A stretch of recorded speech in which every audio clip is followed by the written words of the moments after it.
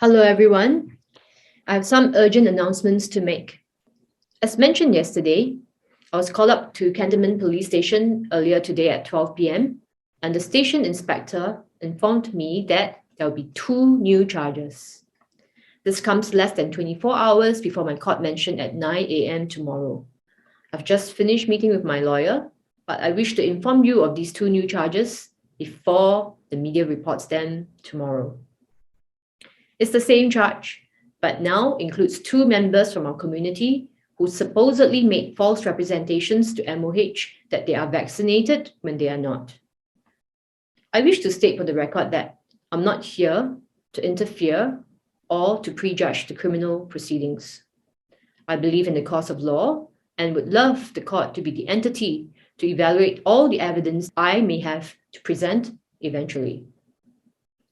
I would be asked whether I understand these charges tomorrow and would not be asked to plead guilty or not. My stand has always been such. I'm innocent and I will not plead guilty, and I'm going to contest these charges in court. They're going to charge me on the basis that I knew about their conspiracy to misrepresent to MOH with regards to various patients' vaccination status. I know nothing about their plans, and I'm not a doctor. I have no access to any system that can report to MOH. In fact, I have not even met Thomas Chua, or the two members with whom I've been accused of conspiring together. Since the start of Healing the Divide, I've made it known very clearly to the public and to everyone in our Telegram group that I wish to sue the government. Ever since last year, I've initiated 4 lawsuits for vaccine-related issues, 2 of which are against the Singapore government, 1 against Mr. Ong Ye Kong, and 1 against Singapore Press Holdings. On 16 November, I filed an originating summons with lawyer M. Ravi that these vaccines are crimes against humanity. On 10th January this year, I engaged a law firm to prepare a judicial review against the government for the current VDMs. Since day one, I've been on the lookout for plaintiffs, especially injury victims. I've asked everyone in our community to do a baseline health analysis and checked using the D-dimer test, the pellet test, and to do a before and after vaccination test of their health.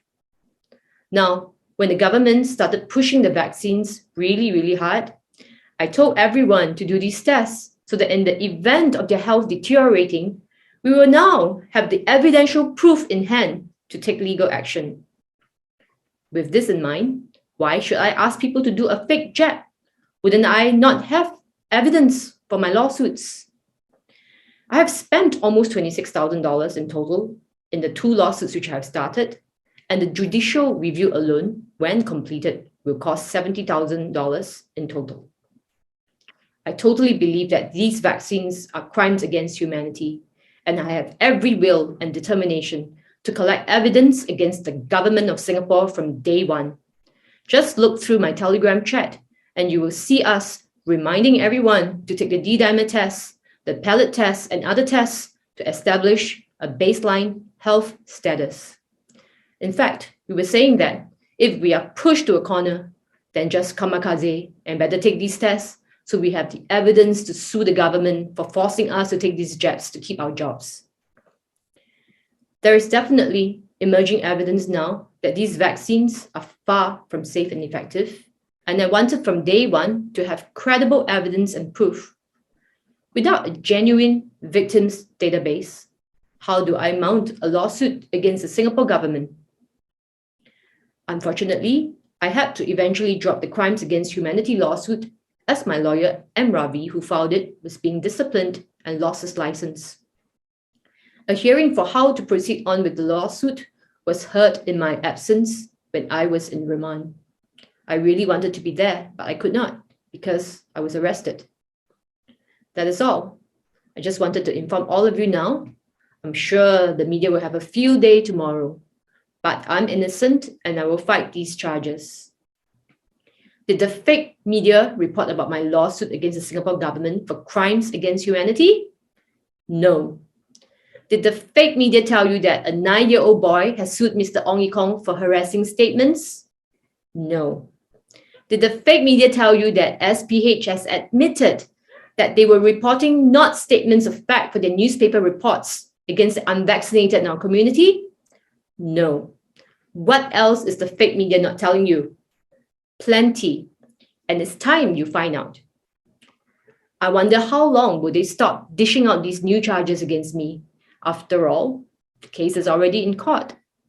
I've recommended hundreds of patients to Dr. Gibson Kwa to do the PET test because without a PET test, the unvaccinated in my community will not be able to work back in December to January. Of course, I'm currently a little bit stressed, but I know that when I started this work, I had a few options. Number one, get out of Singapore or migrate. Number two, take the vaccines and die. Number three, stand up and fight. Well, since many people have died recently, what I'm experiencing now is not that bad anyway, because I'm still alive, aren't I? Standing here. So I will fight these false allegations, accusations, and injustices against me. Come tomorrow to my court mansion at State Courts 4A, Wednesday, 27 July, and see for yourself what goes on in court. And remember, it's our job to keep the fake media honest. In the meantime, I wish to share with you the originating summons, Crimes Against Humanity lawsuit, which I filed in November last year against the Singapore government. Thank you for listening.